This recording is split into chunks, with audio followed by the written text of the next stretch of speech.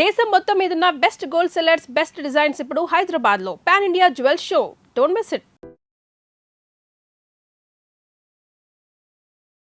నమస్తే, నేను Kavitha. Welcome to I dream news and నిజాలు. H1B వీసాలకి సంబంధించి ఫీజుని $15,000 నుంచి $1,00,000 పెంచిన తర్వాత అందరిలోనూ ఆందోళన మొదలైంది. అంతలోనే ఒక చిన్న రిలాక్సేషన్ని అనౌన్స్ చేసింది అమెరికా ప్రభుత్వం. L1, F1 వీసాల మీద ఉన్న వారికి పాత ఫీజు చెల్లిస్తే సరిపోతుంది అనేది. దెన్ వాట్ అబౌట్ మన దగ్గర నుంచి వెళ్దాం అనుకుంటున్న వాళ్ళకి పాతది కాకుండా కొత్త ఫీజునే వర్తింపచేస్తామని. యాక్చువల్గా ఈ కొత్త ఫీజు అనేది ఎంతకాలం ఉంటుంది? ఛాంబర్ ఆఫ్ కామర్స్ కోర్టు మెట్లెక్కింది. అక్కడి నుంచి తీర్పేమొస్తుంది? అమెరికా ఏమన్నా మళ్ళీ పాత ఫీజునే వసూలు చేయబోతోందా? ఏం జరగబోతోంది? మనతో పాటుగా ఉన్నారు సీనియర్ జర్నలిస్ట్ సురేష్ కొచ్చతిల్ గారు. సార్ నమస్తే. H1B వీసా అనగానే చాలా ఒక డాలర్ డ్రీమ్స్ కనిపిస్తాయి, మన ఫ్యూచర్ అంతా మన ఎదురుగా కనిపిస్తుంది. సడన్గా అన్ని షార్టర్ అయిపోయాయి. $15,000 కాదు $1,00,000 చేసిన తర్వాత. బట్ ఈరోజు వచ్చినటువంటి చిన్న రిలాక్సేషన్ ఎవరికి ఇస్తున్నారు? క్లారిటీ అనేది కావాలి అంటే ఏం చెప్తారు సార్?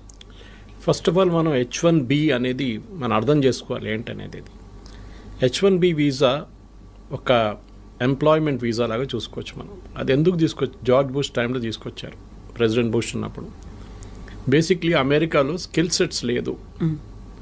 అట్లాంటి స్కిల్ సెట్ లేనప్పుడు బయట నుంచి మనం తెచ్చుకోవాలని చెప్పి H1B వీసా పెట్టారు.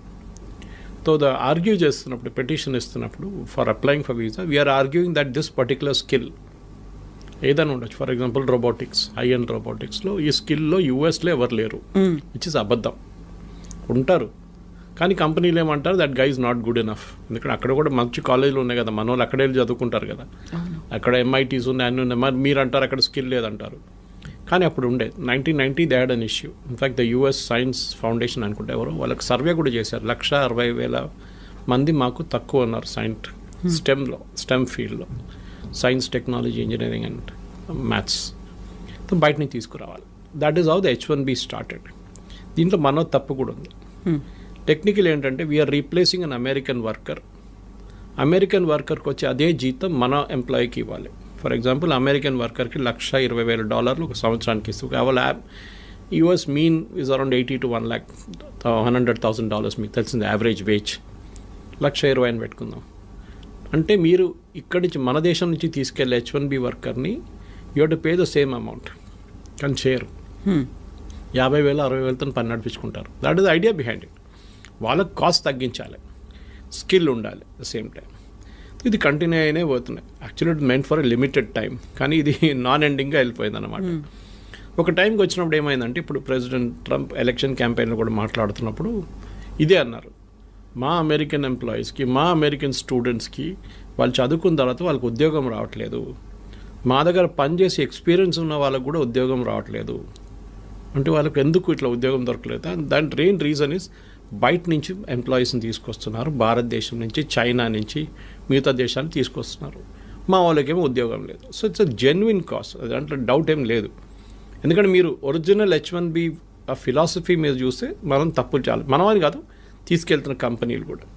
దీనికన్నా ముందు కూడా కవిత గారు నేను చెప్పాను, టాప్ 10 2025లో H1B, ఎందుకంటే ఇప్పుడు H1B లేదు, నెక్స్ట్ స్ప్రింగ్లో వస్తుంది, 2026లోనే ఉంది నెక్స్ట్ స్లాట్. ఈ 2025లో అప్లై చేసి వీసా వచ్చిన వాళ్ళకి చూస్తే టాప్ 10 కంపెనీస్లో ఒకటే ఇండియన్ కంపెనీ ఉంది, TCS అట్ నెంబర్ 3. మిగతా కంపెనీలు 8 కంపెనీలు సాఫ్ట్వేర్ కంపెనీ, అంటే 7 కంపెనీలు software including TCS. Last 2 companies are retail companies, Target and Walmart. వాళ్ళైతే IT ఇంజనీర్లు తీసుకురారు కదా, వాళ్ళకి కావాల్సింది ఏమిటంటే మేనేజర్స్ లాంటి వాళ్ళు కావాలి వాళ్ళకి. ఇది కాకుండా ఈ H1B అనేది ఇంకొక కేటగిరీ కూడా అప్లై అవుతుంది. ఇంకొకటి కాదు, చాలా కేటగిరీస్కి. Doctors, nurses, priest, Indian Catholic priest అంటే మన చర్చ్ కన్నా ప్రీస్ట్, అండ్ నన్స్. ఈ 4 కేటగిరీలు తక్కువ ఉన్నారు USలో. వాళ్ళు ఏం చేశారంటే ఇక్కడి నుంచి తీసుకెళ్లారన్నమాట, మన దేశం తీసుకెళ్ళినప్పుడు I think around 2,000 somewhere there is a problem. జల్దీ ఖతం అయిపోతుండే H1B, కొంతమంది తీసుకెళ్తున్నప్పుడు కోటా అయిపోతుండే. దాన్ని ప్రివెంట్ చేయడానికి ఏం చేశారంటే అక్కడున్న హాస్పిటల్ సెక్టర్, మళ్ళీ క్యాథలిక్ సెక్టర్ వాళ్ళు, అంటే అమెరికాలో మోస్ట్లీ క్యాథలిక్స్ కన్నా ఎక్కువ వాళ్ళు బ్యాప్టిస్ట్ ఉంటారు అక్కడ. సో ఎనీవే సేమ్ డినామినేషన్ అనుకోండి వాళ్ళది. వాళ్ళు లాబీ చేసి ఈ H1B నుంచి తీసేశారు ఈ కేటగిరీని. This is a non quota category. ఎంతమందినని మీరు తెచ్చుకోవచ్చు డాక్టర్లని, ఇండియా నుంచో ఎక్కడి నుంచైనా, no limit. Versus H1B has a limit per year. ఇది కంటిన్యూ అయిపోతున్నప్పుడు ఒక స్టార్ట్కి వచ్చినప్పుడు ఇన్ఫ్యాక్ట్ డ్యూరింగ్ ద క్యాంపెయిన్ మీకు గుర్తుంటుంది ఏదో the clash between Trump and Elon Musk.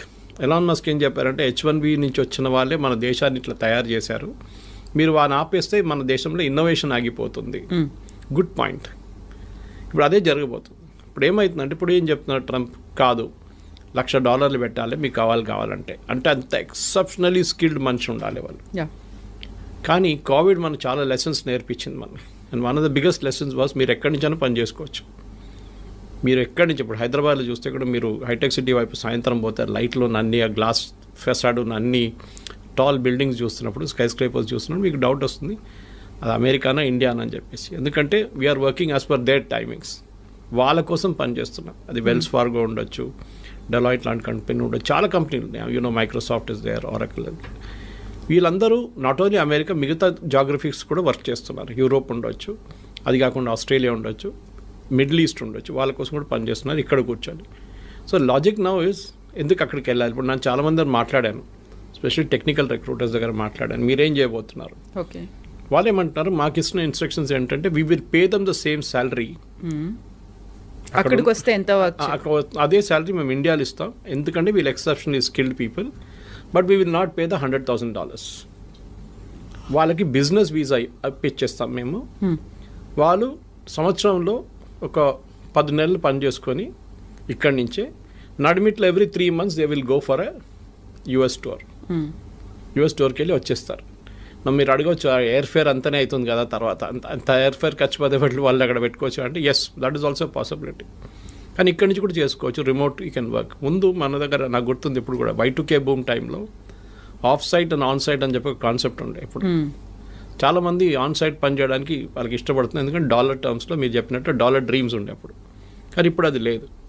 You can work from anywhere and salary కూడా ఇఫ్ యూఆర్ ఎక్సెప్షనలీ టాలెంటెడ్ మీకు అదే శాలరీ ఇండియాలో వస్తుంది. కానీ taxation is an issue, health care is an issue. చాలామంది దుబాయ్కి ఎందుకు రీలోకేట్ చేస్తున్నారు. ఇప్పుడు నేను మొన్న ఒక రిపోర్ట్ చదివాను, యూరోప్ నుంచి అండ్ US నుంచి మ్యాక్సిమం ఎక్స్పాట్రియేట్స్ వాళ్ళది Americans are moving to Dubai to work. అదే కంపెనీలు మైక్రోసాఫ్ట్ పెద్ద క్యాంపస్ ఉంది Dubai. So they are setting up. Sharjah కూడా is a big educational place. ఆ Emirates 7 countries they are really aggressive. Sharjah ఉండండి, Abu Dhabi ఉండండి, Dubai ఉండండి, ఇట్లాంటి దే ఆర్ వాళ్ళు ఏం చేస్తున్నారంటే బయట నుంచి అందరు కంపెనీస్ తీసుకొచ్చి ఇక్కడ పెట్టేసుకుంటున్నారు. వాళ్ళు అట్రాక్షన్ ఏంటంటే మెయిన్గా మీరు ఇక్కడికి రండి, మీకు 0 ఇన్కమ్ ట్యాక్స్. ఓకే, ఎవరైనా everybody will say yes to it. 0 income tax అంటే మళ్ళీ దట్స్ అ బిగ్ సేవింగ్. అమెరికాలో ఉన్నప్పుడు మీరు ఆల్మోస్ట్ 50% దాకా ట్యాక్స్ కడతారు. Of course you health care is taken care of. భారతదేశం నుండి మీరు 30%, 32% దాకా ట్యాక్స్ కట్టాల్సి వస్తుంది. But health care is the big issue. కొన్ని కంపెనీస్ ప్రొవైడ్ చేస్తున్నాయి. ఇదన్నీ చూసినప్పుడు క్వాలిటీ ఆఫ్ ఎడ్యుకేషన్ అన్ని ఇప్పుడు గల్ఫ్లో కూడా ఇండియన్ స్కూల్స్ చాలా ఉన్నాయి. The shifting is happening from Europe and US to Gulf. This is president Trump should be worried about this. ఆయనకి ఇక్కడ కొంచెం వరీ ఉండాలి, ఎందుకంటే టాలెంట్ అమెరికా నుంచి వెళ్తుంది, టాలెంట్ ఇండియా నుంచి వెళ్ళడం కాదు. అమెరికా నుంచి, అమెరికాలో ఉన్న టాలెంట్, టాప్ నాచ్ టాలెంట్ అదే కంపెనీ కోసం గల్ఫ్లో వెళ్ళి పనిచేస్తున్నారు. ఇండియాని ఆర్మ్ ట్విస్ట్ చేసినట్ల ట్రంప్ని వాళ్ళని ఆర్మ్ ట్విస్ట్ చేయలేరు. రేపు UAEకి చెప్పలేరు మేము మీ మీద 50% టారిఫ్ పెట్టేస్తున్నాం, మీరందరూ మమ్మల్ని తీసుకెళ్ళిపోతున్నాం మా ఎంప్లాయీస్ని. So the shift is double అన్నమాట. ఇప్పుడు అమెరికా నుంచి చాలామంది ఏమంటారు, మాకు ఇంత పెద్ద ట్యాక్సేషన్ అవాయిడ్ చేయడం, దుబాయ్కి వెళ్తాం, అక్కడ 10 సంవత్సరాలు 5 సంవత్సరాలు పనిచేస్తే మాకు enough savings will come back again. కానీ ఇప్పుడు కొత్తగా ఒకటి ఇవాళ పొద్దు నుంచి కనిపిస్తుంది ఈ న్యూస్, L1 అండ్ F1 వాళ్ళకి ఈ $100,000 పడదు, వాళ్ళకి they don't need to pay for it అన్నారు. We should understand difference between L1 and F1. L1 is a non immigrant visa, ఒక హై స్కిల్డ్ మేనేజర్స్ ఎగ్జిక్యూటివ్స్ని తీసుకెళ్ళడానికి వీసా. అంటే వాళ్ళు నాన్ ఇమిగ్రెంట్ వీసా, వాళ్ళు భారతదేశంలో ఉండొచ్చు any country and they are going to US to work there. వాళ్ళకి L1 ఇష్యూ చేస్తున్నారు. F1 అనేది అకాడమిక్ స్టూడెంట్స్ అన్నారు, వాళ్ళు ఆల్రెడీ చదువుకుంటున్నారు అక్కడ. ఈ 2 కేటగిరీస్ ఏం చేస్తారు, ఒకసారి వెళ్ళిన తర్వాత అక్కడ స్పెషల్లీ మన వాళ్ళు ఇక్కడి నుంచి they try and extend it to an H1B. అక్కడే ఉండాలని సెట్ వాళ్ళు ఫస్ట్ H1B తీసుకొని దాని తర్వాత గ్రీన్ కార్డ్, దాని తర్వాత citizenship. So that transfer from L1 or F1 to H1B will not attract $100,000 అంటున్నారు. ఇప్పుడు అటార్నీస్ చెప్తున్న న్యూస్ ఇది, మన ఛానల్స్లో వస్తున్న, నేషనల్ ఛానల్స్లో వస్తున్న న్యూస్ అది చూపిస్తుంది. అది ఫైనల్ ఎక్కడ ఏంటవుతుందో తెలియదు. దాని తర్వాత మీరు స్టార్టింగ్లోనే చెప్పారు అక్కడ కేసులు నడుస్తున్నాయి. US chamber of commerce case వేశారు అక్కడ, saying that this is unfair, మాకు టాలెంట్ కావాలి, మీరు టాలెంట్ అలౌ చేయకపోతే మేమేం చేయాలి, మళ్ళీ మేము ఇన్నోవేషన్ ఉండదు మా దగ్గర. ఇన్నోవేషన్ మిగతా కంట్రీస్కి వెళ్ళిపోతే ఆల్రెడీ చైనా తీసుకెళ్ళిపోయారు చాలా మటుకు ఇన్నోవేషన్, ఈ వీళ్ళని కూడా తీసుకెళ్తే ఎందుకు టాలెంట్ ఎందుకు అమెరికాకి రావాలంటున్నాం. నేను యాక్చువల్లీ లాస్ట్ వీక్ ఒక కపుల్తో మాట్లాడాను యూఎస్లో, Indian couple, settle there US citizens 20 సంవత్సరాల నుంచి. వాళ్ళు అంటున్నారు, సురేష్ గారు మీరు బిలీవ్ చేయరు, husband and wife, I won't take the name, but మాకు ఇద్దరికి ఉద్యోగం లేదు సురేష్, 6 నెలలు ఎట్లా బిల్లు కట్టాలని కష్టపడుతున్నాం, పిల్లలు చదువుకుంటున్నారు, కాలేజ్కి వచ్చేసారు, మేమేం చేయాలని మాకు అర్థం కావట్లేదు, యుఎస్ సిటిజన్ అయిపోయాం మేము, కానీ మాకు ఉద్యోగం లేదు ఇక్కడ. అమెరికా ఇస్ గెటింగ్ H1B పక్కన పెట్టండి, America is getting stretched out completely. మొన్న కూడా ఒక అమెరికన్ సెనేటర్ అన్నారు, the problem is we're outpriced in the market, completely outpriced. ఇప్పుడు నేను చెప్పే ఎగ్జాంపుల్ మీకు చాలాసార్లు చెప్పాను, plumber cost more than the tap. ఇది ప్రాబ్లం అమెరికాస్. మీరు ఏ ఫోన్ ఇప్పుడు కూడా చూడండి, last month also iPhones maximum India నుంచి ఎక్స్పోర్ట్ చేసింది యూఎస్కి వితౌట్ టారిఫ్. ఐఫోన్ చాలా smart, Trump is not putting tariff on iPhones or any electronic goods. IT మీద లేదు, ఫార్మస్యూటికల్స్ మీద లేదు, అండ్ ఆన్ ఎలక్ట్రానిక్ గుడ్స్. ఫార్మస్యూటికల్స్లో మీకు మనకు తెలిసిందే generic, we're not talking of patent drugs. Patent అంతా యూరోప్ నుంచి వస్తుంది, మన దగ్గర నుంచి వెళ్ళి జనరిక్ 95%, సో నాట్ ఇంపాక్టెడ్. ఇవాళ ఇంకో రిపోర్ట్ పొద్దున్న నేను చదివాను టెక్స్టైల్స్ గురించి, it was by an international public, I think it is McKinsey. వాళ్ళేమంటున్నారు అంటే ఇండియన్స్ ఎంత మంచిగా అడ్జస్ట్ చేసుకున్నారంటే, Bangladesh got a cheaper cloth because వాళ్ళకి 15% వేశారు, భారతదేశానికి 50% వేశారు.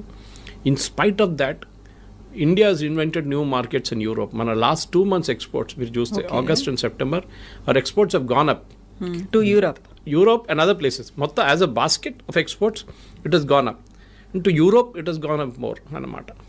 సో వీళ్ళేమంటారు, మా ఫాదర్ జనరేషన్ నుంచి వన్ కంపెనీగా in Tiruppur talking about this, మా గ్రాండ్ ఫాదర్ జనరేషన్ నుంచి యూఎస్ అని చెప్పి అక్కడ టార్గెట్ కానివ్వండి, వీళ్ళ మిగతా రీటైల్ చైన్స్ వీళ్ళ దగ్గర నడుస్తుంటుంది, మేము ఎక్కడికి చూడలేదు మార్కెట్ బయట అని చెప్పేసి. Now we're looking at newer markets and the struggle is different. ఎందుకంటే వాళ్ళ క్వాలిటీ వాళ్ళ దాంట్లో అడ్జస్ట్ చేయడం, వాళ్ళ దాంట్లో అడ్జస్ట్ అయిపోయారు వీళ్ళు.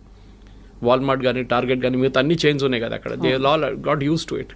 Now suddenly they adjusting to new market అన్నమాట.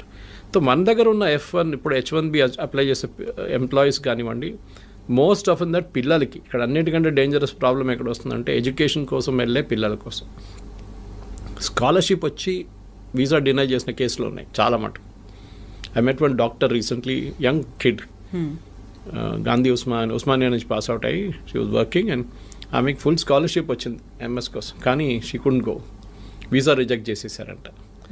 ఇక్కడ చెప్పాల్సింది ఏంటంటే మెయిన్గా వీసా ఎందుకు రిజెక్ట్ చేస్తున్నారు, ఒకటి నో రీజన్, ఏ రీజన్ కూడా చెప్పట్లేదు, వాళ్ళ రీజన్ ఇస్తున్నారు, that reason is very very obscure. Second, మీ సోషల్ మీడియా హ్యాబిట్స్ చెక్ చేస్తున్నారు వాళ్ళు, ఫుట్ ప్రింట్స్ ఏమున్నాయి డిజిటల్, మీరు డిలీట్ చేస్తే కూడా వాళ్ళు పట్టుకుంటారు. డిలీట్ చేయడం ఇంకా డేంజరస్. ఇప్పుడు still there you can still argue, నేను అది కొంచెం ఎమోషనల్గా రాశాను అది ఇది అని చెప్పి, కానీ మీరు ఈ లెఫ్టిస్ట్ ఐడియాలజీస్, ఈ వోక్ కల్చర్, ఎల్జిబిటీ రైట్స్, దీని గురించి ఎక్కువ రాయడము, సపోర్ట్ చేయడం, హ్యూమన్ రైట్స్ గురించి, ఇమిగ్రేషన్ పాలసీ గురించి రాయకండి మీ సోషల్ మీడియా హ్యాండిల్స్లో. నాలాంటి వాళ్ళకి ప్రాబ్లం లేదు, I have no dream of going to US, but still యంగ్స్టర్స్కి ఇది ఉన్న చాలా మందికి ఉన్నా, నాకు ఆ కల్చర్ కూడా లేదు, I'm more of a rightist than leftist. కానీ వాళ్ళు చాలా చాలా కేర్ఫుల్ ఉండాలి. ఇక్కడ ఉన్నప్పుడు పిచ్చోన్లాగా వెళ్ళి ఏదో స్పీచ్లు ఇవ్వడము, లేకుంటే రాయడము, దాంట్లో ఫోటోలు పెట్టడము, ప్రొటెస్ట్ చేయడం, it will impact your, unless you're not plan to go to US, it will definitely impact. So 3 లెవెల్లు చూడాలి కవిత గారు మీరు అడిగిన ప్రశ్నకి. ఒకటి L1 F1 మనం మాట్లాడుకున్నాం. Second H1B itself, what will be the next step legal and otherwise. Conversion from L1 F1 to H1B అది కూడా మనం చూసాం. 4వది ఏంటంటే డెఫినెట్గా what are the options for people who are not getting an H1B which is basically staying back in India. 5వది ఇంకో ఇది కూడా చెప్తున్నారు, మెక్సికోలో కెనడాలో వీళ్ళు కూర్చోబెడదాం, అక్కడ ఒక యూనిట్ స్టార్ట్ చేద్దాం. ఫర్ ఎగ్జాంపుల్ ఐటీ కంపెనీ వాళ్ళు మెక్సికోలో స్టార్ట్ చేస్తారు, it can be a Wipro or TCS or Infosys. అక్కడి నుంచి యూఎస్ ట్రావెల్ చేయడం చాలా దగ్గర. కెనడా నుంచి కూడా అంతే, కెనడా నుంచి can even drive down if you want. So మీరేం చేస్తారు, అక్కడ 3 నెలలకి మీరు వెళ్ళి యూఎస్లో మీటింగ్ అటెండ్ చేసి వచ్చేస్తారు. You can be working from Mexico without attracting $100,000. So benefit అందరికీ ఉంది ఎక్సెప్ట్ ఫర్ యూఎస్కి పెద్ద లాస్ కాబోతుంది ఇప్పుడు కాదు, షార్ట్ టర్మ్ లాంగ్ టర్మ్లో. వాళ్ళ ఎంప్లాయీస్కి ఉద్యోగం వస్తుంది, అది రాదు. ఎందుకంటే కంపెనీస్ అన్నీ ఏం చూస్తున్నారు కవిత గారు అంటే హౌ టు ప్రాఫిట్. మాకు ఎక్కువ లాభాలు కావాలి, ఎందుకంటే మా షేర్ హోల్డర్స్కి మేము ట్రంప్ చెప్పిన మాట వింటే మేము మొత్తం మునిగిపోతాం. We have to create our own kind of level of playing field అన్నమాట. దానికి ఎంత తక్కువ జీతం అని చెప్పకూడదు, ఎంత తక్కువ వాల్యూలో మనం ఎంప్లాయీస్ని తీసుకొస్తామో మా ప్రాఫిట్ అంత ఎక్కువ అవుతుంది. కానీ మ్యాన్ పవర్ కాస్ట్ చాలా contributes huge amount of money to the final bottom line. మీ టాప్ లైన్ గ్రో కావచ్చు, కానీ బాటమ్ లైన్లోనే అల్టిమేట్లీ ప్రాఫిట్ వస్తుందా లేదా అని చూడాలన్నమాట.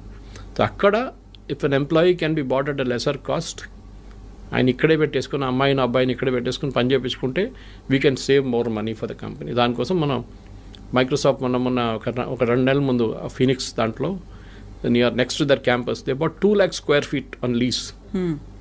ఎన్నో సంవత్సరాలు తీసుకున్నారు అని. 2 లక్షల స్క్వేర్ ఫీట్ అంటే చిన్నది కాదు. అంటే they have plans of expansion. అది కాకుండా గూగుల్ చూసాం మనం విశాఖపట్నంలో డేటా సెంటర్ సెటప్ చేశారు.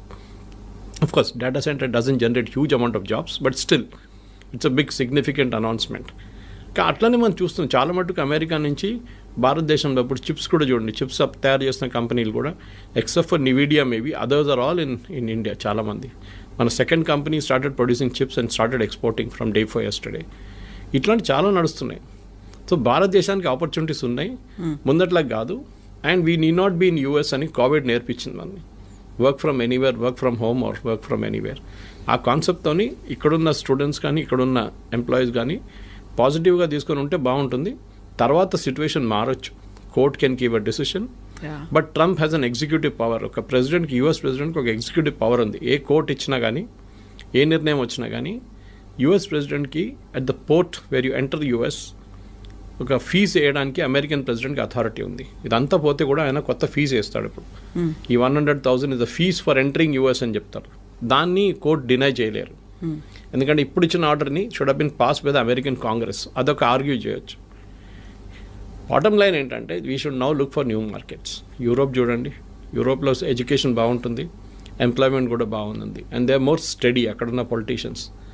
ట్రంప్ లాగా ఒకరోజు పిల్లి నల్లది, నెక్స్ట్ డే పిల్లి తెల్లదని చెప్పే కాదు పరిస్థితి. It doesn't change that way అన్నమాట. ఓవరాల్ నేనైతే పాజిటివ్గా ఉన్నాను. అండ్ నెక్స్ట్ 3-4 monthsలో క్లారిటీ కూడా వచ్చేస్తుంది. ట్రంప్ కూడా చాలా మటుకు దిగి వస్తున్నారు. ఈ signing agreements with Australia, with Russia, ఇప్పుడు యుక్రెయిన్ చూడండి, అది కూడా మారిపోయింది, కథ అంతా మారిపోయింది అక్కడ. So overall Trump is also feeling the heat అనమాట. ఎందుకంటే ఆ ఎంప్లాయ్మెంట్ రావట్లేదు. లాస్ట్ 3 నెలల్లో American unemployment has risen to record levels. అది చాలా పెద్ద వరి ఆయనకి. అమెరికాలో ఎలక్షన్, మన దగ్గర ఉల్లిపాయల రేట్తోనే గవర్నమెంట్ పడిపోతుంది అంటారు చూడండి, అక్కడ అన్ఎంప్లాయ్మెంట్ రేట్తో గవర్నమెంట్ పడిపోతుంది. అక్కడ ఇన్ఫ్లేషన్ పెద్ద ఇష్యూ కాదు అక్కడ, especially food inflation anyway is high in America. కానీ ఎంప్లాయ్మెంట్ రాకపోతే then American politicians are in big trouble. దానికోసం ఇంత పెద్ద రిస్క్ తీసుకున్నారు ట్రంప్, కానీ అది కూడా ఇప్పుడు పనిచేయట్లేదు. ఇప్పుడు అందరూ ఇండస్ట్రియలిస్టులు, ఆంటర్ప్రెన్యూర్స్ ఉండేటువంటి అమెరికన్ ఛాంబర్ ఆఫ్ కామర్స్ ఎందుకని కోర్టు దాకా వెళ్ళింది? H-1B వీసాల గురించే.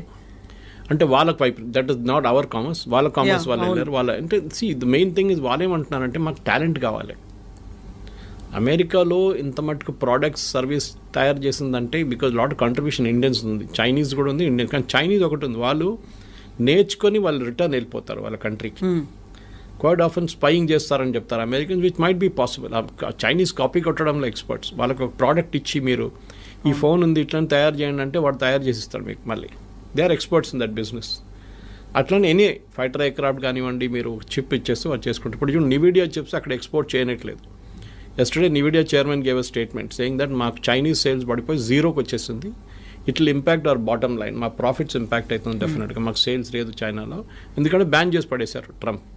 అక్కడికి అమ్మితే వాళ్ళు తయారు చేసుకుంటారు పెద్ద పెద్ద ప్రోడక్ట్లు, మీరు అమ్మకూడదని చెప్పి బ్యాన్ పెట్టారు. ఇది అంతా బ్యాక్ఫైర్ అవుతుంది. మన దగ్గర ప్రాబ్లం ఏంటంటే ఇండియాలో మనం ప్రోడక్ట్స్ తయారు చేయట్లేదు, మనం సర్వీసెస్లో ఎక్స్పర్ట్. ఐటీలో మనం ఇవాళ దాకా బహుశా ఒక జోహో పక్కన పెడితే, లేకుంటే ఒక టాలీని పక్కన పెడితే, ఫినకల్ ఆఫ్ ఇన్ఫోసిస్ పక్కన పెడితే, మిగతా మనం we haven't made any hardware products. ఒక బడ్స్ కానివ్వండి, మిగతా ఏదైనా కానివ్వండి, ఐప్యాడ్ లాంటి products we're not done it. మన వైపు నుంచి అదే ఎంకరేజ్ చేయాలి. That is other day also Ashwini Vaishnaw గారు మాట్లాడుతూ పోయిన వారమే చెప్పే ఈ మాట. We should have more youngsters developing products, not services. మనకు కావాల్సింది అది. ఇప్పుడు మనం ఎంత మటుకు డ్రోన్ తయారు చేస్తున్నామో అది చేస్తున్నాం యంగ్స్టర్స్, అదే కేటగిరీ మ్యానుఫ్యాక్చరింగ్లో రావాల్సి వస్తుంది. కానీ మన ప్రాబ్లం ఏంటంటే మన ఒక లాస్ట్ 20-30 ఇయర్స్లో, especially between 1960s and 1990s 30-year పీరియడ్లో మనం మ్యానుఫ్యాక్చరింగ్ చైనా చాలా ముందుకు వెళ్ళిపోయింది. మనం ఎక్కడికో ఉండిపోయి. Even till 1990 China was almost equal to అక్కడ. మనం ఓపెన్ అప్ చేయలేదు మన ఎకానమీని. మ్యానుఫ్యాక్చరింగ్ అనేది ఒక మనం పబ్లిక్ సెక్టర్కి ఇచ్చేసాం. They failed miserably. మనం చూస్తున్నాం కదా, HAL డెలివరీ, తేజస్ కానివ్వండి, మిగతా అన్ని బ్యాక్ డేటెడ్ అయిపోయినాయి. చాలా ఇయర్స్గా పెండింగ్ పడి ఉన్నాయి ప్రాజెక్ట్స్ అంతా. ఈవెన్ ఎయిర్ చీఫ్ మాస్టర్ చెప్పారు ఆ రోజు that we're not getting our aircraft in time from HAL, why should you give them contract. ఈ ప్రాబ్లం ఇప్పుడు చూస్తున్న కొత్త డిఫెన్స్ సెక్టర్ కూడా మ్యానుఫ్యాక్చరింగ్ తిరిగి వస్తుంది భారత్. చాలా మటుకు టాటాస్ కానివ్వండి, కళ్యాణి గ్రూప్ కానివ్వండి, మిగతా మహీంద్రాస్ కానివ్వండి, వీళ్ళందరూ ఇప్పుడు డిఫెన్స్ సెక్టర్లో దిగారు. It's a big employment potential భారతదేశానికి. బహుశా అక్కడి నుంచి కొన్ని ప్రోడక్ట్స్ రావచ్చు బయట. మన దగ్గర తయారు చేసిన ఆకాశ్ మిసైల్స్ కానివ్వండి, మిగతా డ్రోన్స్ మన దగ్గర యంగ్స్టర్స్ తయారు చేస్తున్నారు. అట్లాంటి ప్రోడక్ట్స్ వస్తుంది బయట. కానీ మన దగ్గర ఐటీ ప్రోడక్ట్స్ ఇప్పుడు దగ్గర రాలేదు. That's a big regret. ఫార్మాలో వీఆర్ ఛాంపియన్స్. కాపీ కొట్టడంలో మన నెంబర్ 1. ఫార్మాలో ఏం చెప్పినా కానీ అమెరికాలో ఉన్న ఒక ఆఫ్ పేటెంట్ డ్రగ్ బొంగనే మన దగ్గర ఇక్కడ తయారైపోతుందని ప్రాసెస్ మార్చేసి చేస్తారు. But IT is a big, ఎందుకంటే మీకు ఇంకా ముందుకెళ్తూ ఈ డిఫరెన్షియేటర్ పోతుంది మొత్తం. You can tomorrow Europe can see, or even Dubai. నేను ఇప్పుడు ఇంకా ముందు చెప్పింది చూడండి, దుబాయ్ పిలిపించుకుంటారు వీళ్ళంతా, మా దగ్గర ఉండండి అని చెప్పేసి. సో అది at the end of the day today's youngsters at least before 35-40 వాళ్ళకి ఒక ఏముంది లైఫ్లో, ఇంత సంపాదించాలి, ఇంత డబ్బులు అన్నీ. మా ఫాదర్ మదర్ మా జనరేషన్ లాగా కాదు కదా వాళ్ళంతా, మన జనరేషన్ లాగా కాదు వాళ్ళు. They are very fixed notions on this. వాళ్ళకి వాళ్ళ లైఫ్ స్టైల్ కానివ్వండి, వాళ్ళ ఎర్నింగ్ కెపాసిటీ. సో యుఎస్ డ్రీమ్ని నెగటివ్గా చూడకుండా you look at it very positive, that there is light at the end of the rainbow అంటారు చూడండి. చాలా మటుకు ఆపర్చునిటీస్ ఉంది, దానికి యూఎస్కి వెళ్ళక్కర్లేదు. సార్ మీ క్వాలిటీ ఆఫ్ లైఫ్ ఇంప్రూవ్ చేయాలి, నేను ఇంకా బాగా మంచి అట్మాస్ఫియర్, ఇక్కడున్న ట్రాఫిక్ జామ్ కానీ ఇక్కడున్న పొల్యూషన్ నాకు నచ్చదు, నాకు కొంచెం క్వాలిటీ లైఫ్ కావాలంటే yes you can go to Europe definitely. కానీ settling down I'm not really sure. కానీ ఎందుకంటే ఇప్పుడు యూకే కూడా అంటున్నారు మేము వీసా నామ్స్ స్ట్రిక్ట్ చేస్తున్నాం అది అని చెప్పి. జర్మనీ కూడా they pretty strict about it. మీరు వెళ్ళి ఉండొచ్చు. కానీ ఒక అమెరికన్ డ్రీమ్ అయిపోయిందంటే, ముందు మా దగ్గర కేరళలో దుబాయ్కి వెళ్తుండే చాలామంది. I'm talking of 70s and 80s, first construction boom టైంలో చాలా తక్కువ జీతంకి వెళ్తుండే. కానీ ఆడొచ్చి చేసే డ్రామా చూస్తే ఏదో అక్కడ మొత్తం రోడ్డు మీద అంతా బంగారం పడి ఉంది, బకెట్లు తీసుకెళ్ళి మనం తీసుకురావచ్చు, ఆ లెవెల్కి తీసుకొచ్చారనమాట థాట్ ప్రాసెస్. సో ఇక్కడున్న యంగ్స్టర్స్ కూడా అదే ఆలోచించారు, అరే దుబాయ్ ఇంత మంచి ప్లేస్, మనం అక్కడికి వెళ్ళిపోతే ఎంత బాగుంటుంది, ఏజెంట్కి డబ్బులు ఇచ్చి వీసా ఇచ్చి చేయించుకుంటారు, లాస్ట్ అక్కడ వెళ్ళినప్పుడు నరకంగా అనిపిస్తుంది వాళ్ళకి. Now situation has change. ఇప్పుడు కన్స్ట్రక్షన్ బూమ్ అయిపోయింది. Now Dubai's and even Saudi Arabia వీళ్ళందరూ దే రియలైజ్ ఆయిల్, అంటే దుబాయ్లో ఆయిల్ లేదనుకోండి, కానీ అదర్ పార్ట్ ఆఫ్ ఇట్ మిగతా ఎమిరేట్స్లో ఉంది కదా, వీఆర్ ఆల్ వాళ్ళకు యూరోప్గా తయారవుతున్నారు. మొహమ్మద్ బిన్ సల్మాన్ చెప్పారు కదా, I take Saudi Arabia to become Europe by 2030 అని. సో అమెరికన్ డ్రీమ్ కూడా పోతుంది. అమెరికా నుంచి చాలా మటుకు షిఫ్ట్ అవుతున్నాయి. And you can see this consistently. New York Times subscribe చేశాను నేను, I read it every day. ఎన్ని బిజినెస్ షిఫ్ట్ అయిపోతున్నారంటే అమెరికా నుంచి చైనా మ్యానుఫ్యాక్చరింగ్ మొత్తం తీసుకెళ్ళిపోయింది. దాని తర్వాత కూడా వీళ్ళు కార్లు అక్కడి నుంచి మళ్ళీ ఇప్పుడు అమెరికాకి ఇంపోర్ట్ చేసి అమెరికాకి ఎక్స్పోర్ట్ చేసి బీవాడీ లాంటి కంపెనీ కార్లు అమ్ముకుంటున్నారు. They selling cars in Europe. ఎందుకంటే వాళ్ళకి ఇన్పుట్ సబ్సిడీ చాలా హెవీ ఉంది. చైనా ల్యాండ్ ఫ్రీ ఇస్తారు, మీకు పవర్ చాలా తక్కువ రేట్లో ఉంటుంది. చాలా చైనీస్ గవర్నమెంట్ చాలా ఎంకరేజ్ చేస్తారు ఇండస్ట్రీని. అండ్ వాళ్ళకు కూడా ఒక లాంగ్ టర్మ్ గేమ్ ప్లాన్ ఉంది. మన దగ్గర అది లేకుంటే, కానీ I think time has now come. H1B కానివ్వండి, L1, F1 గురించి మాట్లాడితే అది కాకుండా ప్రొఫెషనల్స్ కూడా మన దగ్గర చాలామంది ఉన్నారు. మెడికల్ ప్రొఫెషనల్, డాక్టర్స్ కానీ, నర్సెస్ కానీ. కేరళ నుంచి nurses are heavy demand in US, యూరోప్లో కూడా అంతే. So they are all travelling there. నేను చెప్పాను చూడండి, ప్రీస్ట్ అక్కడ చర్చ్లో ప్రీస్ట్ లేరు, ఇక్కడి నుంచి తీసుకెళ్తున్నారు, మన దగ్గర నుంచి నన్స్ని తీసుకెళ్తున్నారు ఇక్కడి నుంచి. గుడ్ థింగ్, ఎక్స్పోర్ట్ చేయండి, మన మ్యాన్ పవర్ని ఎక్స్పోర్ట్ చేయాల్సింది.